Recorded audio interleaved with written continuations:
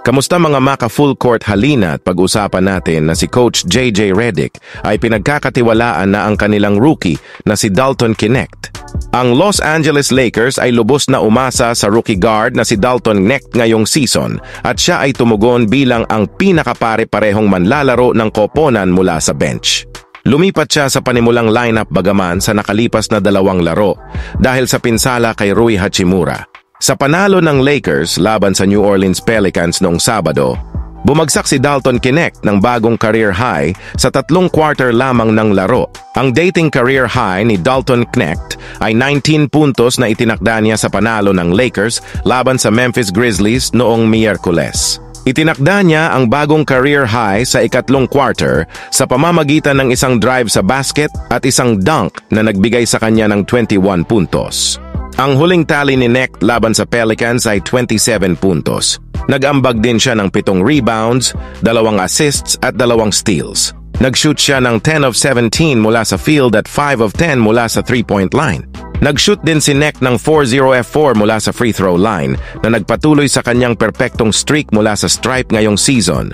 Si Knecht ay nasa shooting slump nitong huli bago lumaban sa Grizzlies. Isinara niya ang laro kasama ang mga starters at kasunod ng panalo, sinabi niya ang tungkol sa patuloy na pagtitiwala ni JJ Redick sa kanya kahit na sa pagbagsak.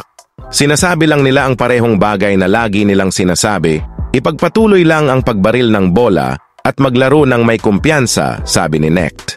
Malaki ang tiwala sa akin ni JJ Redick and just to go out there and do what I do. I shoot ang bola, pumunta sa gilid at maghanap ng mga kasamahan sa koponan. Pinili ng Lakers si Dalton Knecht na may number 17 overall pick sa 2024 NBA Draft. Hindi nila siya in-schedule para sa isang pre-draft workout dahil ipinapalagay na hindi siya magiging available kapag turn na ng Lakers sa draft. Ngunit ang kanyang paglalaro sa buong preseason at upang simulan ang regular na season ay nagpatibay sa kanyang pwesto sa pag-ikot. Sa unang 12 laro ng Lakers ng season, si Dalton Knecht ay nag-average ng 7.8 puntos, 1.9 rebounds at 1.2 assists na may splits na 46.1% shooting mula sa field, 38.3% shooting mula sa 3-point line at 100% shooting mula sa free throw line. At samantala sama na rin sa balitang ito na dapat nga daw bitawan si Gabe Vincent ayon nga sa mga analyst, wag nga daw patagalin pa si Gabe Vincent sa Lakers dahil tuluyan nga daw bumagsak ang laro nito. Kaya dapat daw na i-trade nga daw ito o kaya ipagpalit muna sila ni Quincy Olivari o i-trade nila kapalit ni Corey Kispert ayon sa Bleacher Report.